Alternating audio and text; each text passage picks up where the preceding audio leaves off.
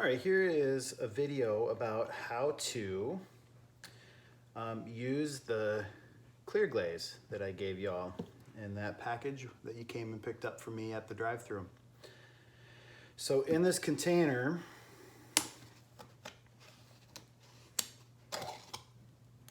is clear glaze, and it has to be mixed up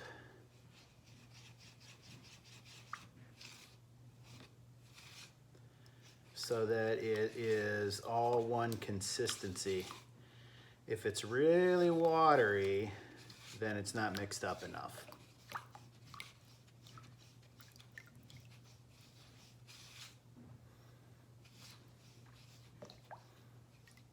All right, so this material has to go on your project after it's been bisque fired. So you're all gonna bring me your projects no later than 6 p.m. on 11/23. I will fire them and get them back to you the following week, I believe it is. Or no, the week after that, because the following week is the Thanksgiving holiday. So I'm not assigning much of anything during that week because I'm sure you'll have plenty of stuff to do. So when you get it back, you can follow the instructions that are in the glazing instructions in week 6. You can request some other glazes if you want, and I'll have those packaged up with your project when I give it back to you when you pick it up. So when you get it back, what you're gonna do is you're gonna use this clear glaze and you're gonna apply this to your project. So here's one that I made. It might look familiar to you. Hopefully it looks familiar to you because it's from another demo video that I did about sgraffito, which is one of the things that you can do with the underglazes.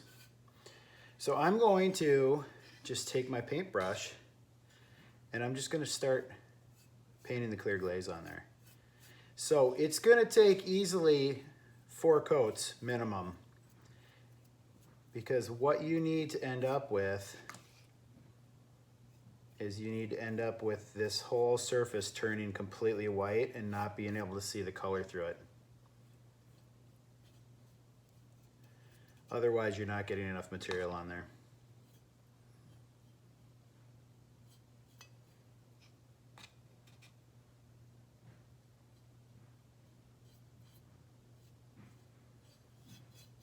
So this goes on a little bit differently than the underglaze like I described in the other video, where I talked about applying underglaze. This stuff is a little more difficult to apply, and you'll see what I'm talking about when you start using it. It takes a little longer for it to dry, but it should dry relatively quickly.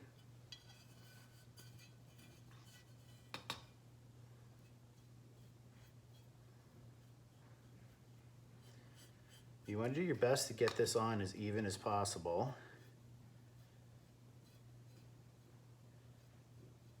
But like I said, we want all that, so in this case, we want all that black to disappear. So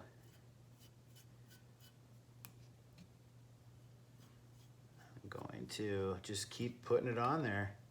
And as it dries, I can put another coat on. It's a good idea to have your brush strokes going in a different direction than they previously did. Just makes it cover up better.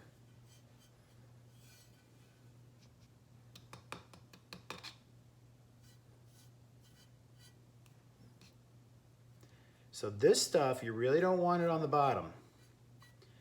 If you put it on the bottom of your project, it's going to fuse itself to the inside of the kiln. This stuff fuses to everything it touches. So the glazing rules in those other videos about glazing that I showed you, those rules apply to this. So the big difference though is because we are painting this on with a paintbrush, we don't have to do that step where we're putting wax on the bottom. what you do is you just make sure you don't paint any glaze on the bottom of your project. And if you do get glaze on the bottom of your project, when you're all done, you just take that little sponge that came in your kit, make sure it's nice and clean, and make sure it's damp, and use that to clean off the bottom of your project.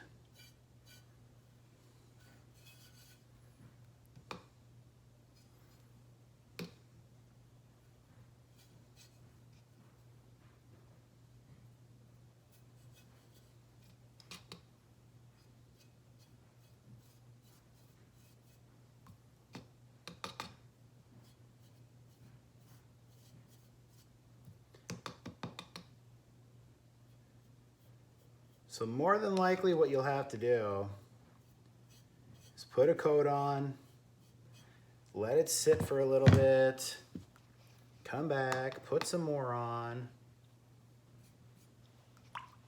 It takes a little time to do this.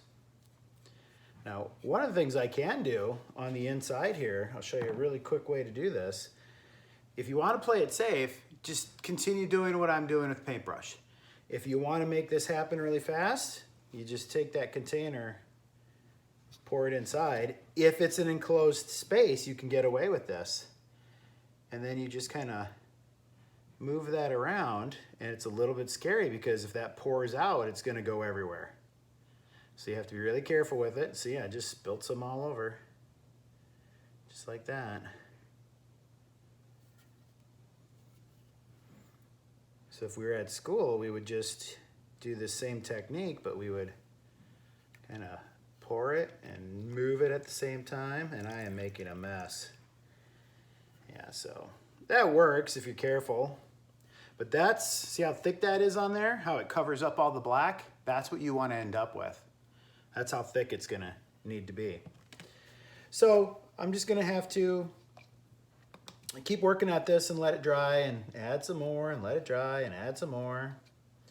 This part's good now. I don't need to add any more on there. But these areas right here. So the other interesting thing about these glazes is that glaze is gonna melt. It's gonna melt as it fuses onto the surface of your project.